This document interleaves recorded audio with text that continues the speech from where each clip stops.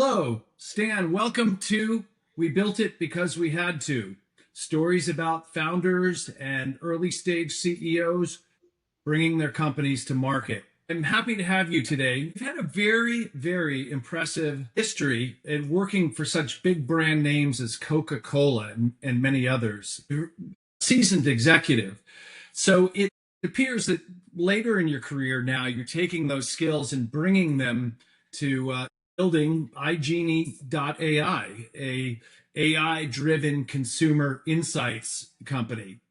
Tell us a little bit more about your company, Stan. So the company was founded on the premise that people need insights faster, better, and cheaper. And that's one premise. The second premise is that people talk about brands but do not have time to talk to brands. So there is already a lot of things that people say about different brands which are there in public domain. Not everything is public, but they do talk about brands in various forums. So how do we actually unearth insights from that? That is the second premise. And the third premise is that with the power of AI and machine learning, it has become that much easier to plow through enormous amount of data to come up with meaningful insights.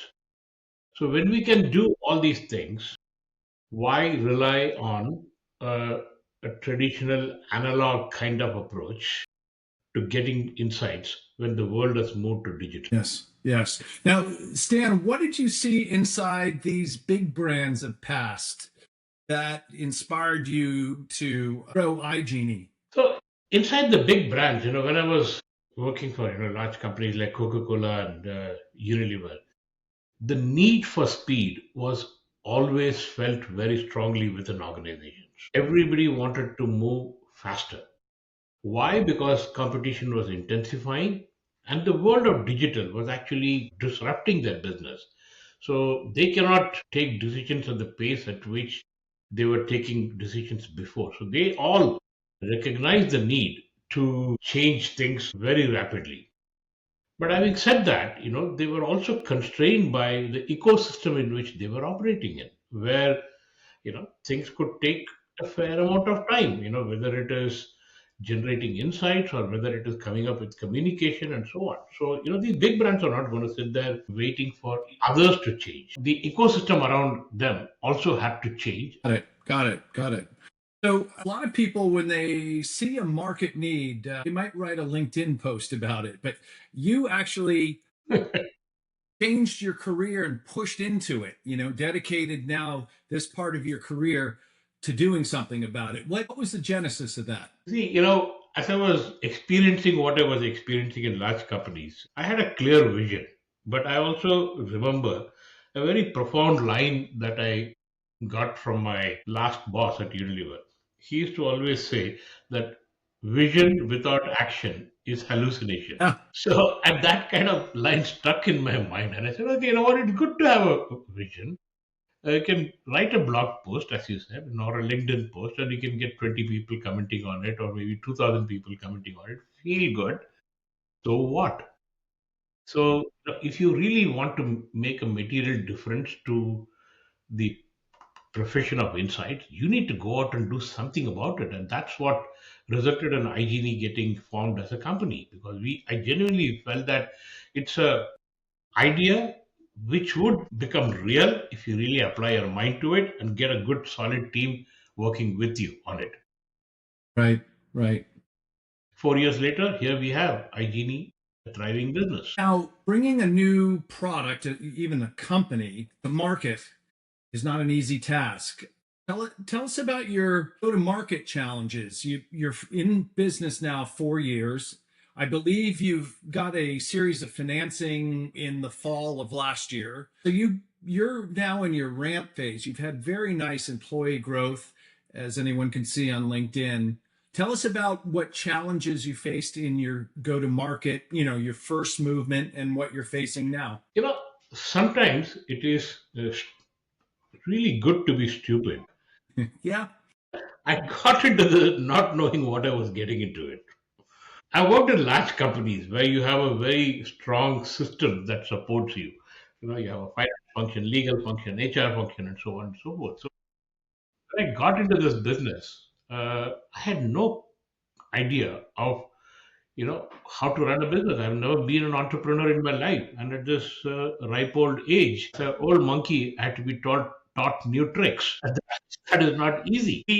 Then I thought to myself, very often you have bright, young, 20 something people creating startups, and they have a great idea, but they probably don't have as much grounding in business that Right. someone like me would have. I have, in this situation, I have a great grounding in business, having worked in very large companies who have actually made me who I am today. Plus, on top of it, I have a great idea. So I thought, okay, you know what? I have a unique, differentiated positioning in the market. It's not just a technology in search of a problem. I have a problem and I have the technology, and I have a unique business opportunity to create it. And I said, okay, you know what? Come what may, I will throw myself at it and see if I can create a business. And that's what, I learned a lot along the way. Simple things like, how to make sure that you have enough cash in the bank to pay your employees at the end of the month. So that was that. But I must also say that, okay, it is not, that it's a fairy tale story or anything. I was really fortunate that I had my first client literally 10 days after I registered my company. Wow. Yeah.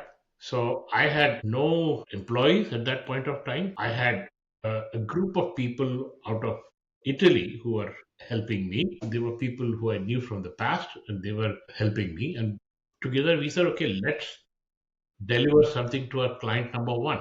And the client number one, which was Kenvue, they put a big gamble on us. They, trusted us to deliver, and we did, and we worked with them very hard. And I'll always be grateful to them because they were the ones who were patient, and they showed me the mirror periodically, and they told me how I need to do things differently and what need to be better and so on. But I always look at feedback as a gift. Yeah, and I took that seriously.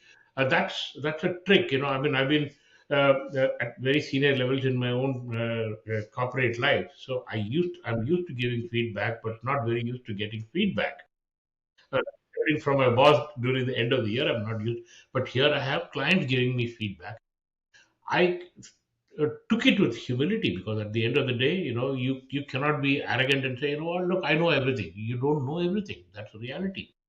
And since I started my career in the research agency side, I always have one thing drilled into my mind, which is client is king. Yeah, and follow two simple rules in life. Client is always right. Rule number one. Mhm. Rule number two. If you have doubt, follow rule number one. Very good. Very, very good advice for And sure. that's how we started, and we said, okay, you know what, we will do. If somebody is giving you, having so much confidence in you, do your best, throw everything at it and make it work. And that's how we started our business. And then after that, one client led to another client, and the third and the fourth, and here we are. 4 years down the road, we have 20 clients. Almost all of them are renewing annual subscription. So we feel good about where we are today. But I think there are some core values that actually we want to drive throughout the organization, which is the two rules of client success. That I said earlier. Number one, and number two is, listen, listen, listen. Because I always have the simple rule which says that listen to God's creation. God has given you 2 ears and one mouth. So listen as much as you speak. That will take care of half the problems in life. Right. Very wise words. Now, you had mentioned having a customer within 10 days of incorporating. Most founders rely on their networks around them initially to get some footing in the market, getting some validation, that sort of thing.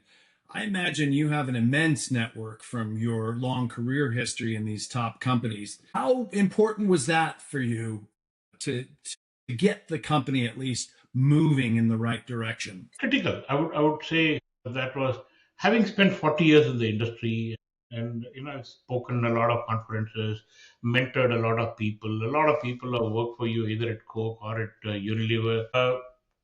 And I did not, treat them well because I was going to start a business later on and I need support from them.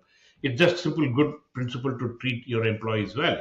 And if they are inspired by you, they're touched by you, they would give you at least a chance. That's all one can expect. You don't want somebody to go out of the way to do things that are not reasonable. All that they want is a good fair shake, and they gave me that good fair shake. And the network is really really important, because they also know that, okay, listen, this guy has been in the insights industry, he's been on our side of the table, he knows what he's talking. And plus, my team, my co-founder, who joined me soon thereafter, has also been on the client side of the business, and he has got tremendous experience in the space.